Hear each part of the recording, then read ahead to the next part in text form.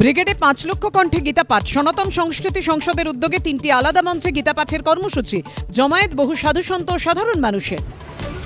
পশ্চিমবঙ্গে হিন্দু ধর্ম সংস্কৃতি রক্ষা করতে হবে। রাজ্যে হিন্দুরাই পরবাসী। আক্রমণ সুকান্ত মজুমদারের। ধর্ষক খুনিরা বিজেপির আদর্শ, পাল্টা দেবাংশু।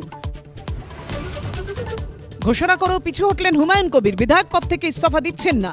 যারা আমাকে ভোট দিয়ে এমএলএ করেছে তাদের আপত্তির জন্য আমি পদত্যাগ করছি।